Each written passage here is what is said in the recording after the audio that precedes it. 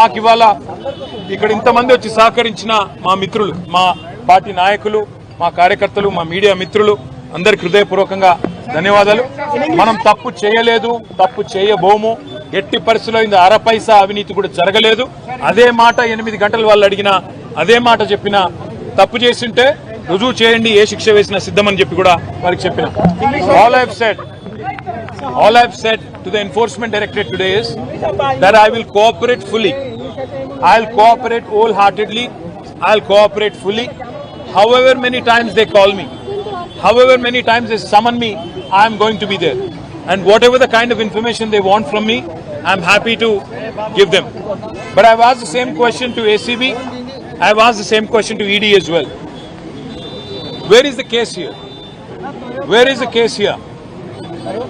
यहां से अगर एक पैसा गया कहीं तो उस एक पैसे का अकाउंट दूसरे तरफ है, तो इसमें फ्रॉड कहां है, करप्शन कहां है? मनी अगर सब महफूज है तो लॉन्ड्रिंग कहां हुआ है, मनी लॉन्ड्रिंग कहां से आता है? मैंने यही सवाल एसीबी से पूछा, ईडी से भी पूछा. उम्मीद करता हूं, क्योंकि ultimately we all have to believe in the justice system of our great country, and as a law abiding citizen, as a citizen of this country who firmly believes that Indian Constitution gives me my rights, my civic rights, I believe that no matter what level of political vendetta, what level of malafide intention the Chief Minister has, I have no problem. But I do have one offer to give to the Chief Minister of Telangana. Revanth Reddy ji, मैं आपको एक आज offer दे रहा हूं. संक्रांति का मौका है, offer ले लो. क्योंकि आप एक मिनट सोचो, आप पे एसीबी केस है. 50 लाख रुपया देते हुए, एमएलए को खरीदते हुए आप पकड़े गए 2015 में. वो केस अभी चल रहा है. उसी केस का फिर ईडी ने भी केस किया, चार्जशीट भी फाइल किया. आप लड़ रहे हो, अभी भी कोर्ट्स में लड़ रहे हो. तो मैं इसलिए रेवंत रेड्डी जी को ऑफर दे रहा हूं. आप वेंडेटा, विच हंटिंग के एक चक्कर में आपने मेरे पे भी केस लगा दिया. कोई बात नहीं, हम इसको झेलेंगे. जो भी सवाल हमसे पूछा जाएगा उसका जवाब जरूर देंगे, क्योंकि मैं आपकी तरह मैंने कोई गलत काम किया नहीं. मैं आपको एक ऑफर दे रहा हूं.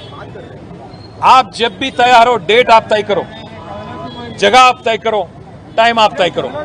दोनों बैठ जाते हैं. आप भी बैठ जाओ, मैं भी बैठ जाता हूं, क्योंकि आप पे भी एसीबी केस है, आप पे भी ईडी केस है, मुझ पे भी आपने लगा दिया. तो इसलिए मैं कहता हूं, मैं लाई डिटेक्टर टेस्ट के लिए तैयार हूं. आप जगह, प्लेस आप चुनो. आप भी लगाओ लाई डिटेक्टर टेस्ट, मैं भी लगा लूंगा. एसीबी कोर्ट जज या हाई कोर्ट जज या पर्सन ऑफ योर चॉइस, कोई रिटायर्ड जज भी ठीक. मीडिया को लाइव लगा दो, पूरे तेलंगाना को देखने दो कि कौन झूठ बोल रहा है, कौन सही बोल रहा है.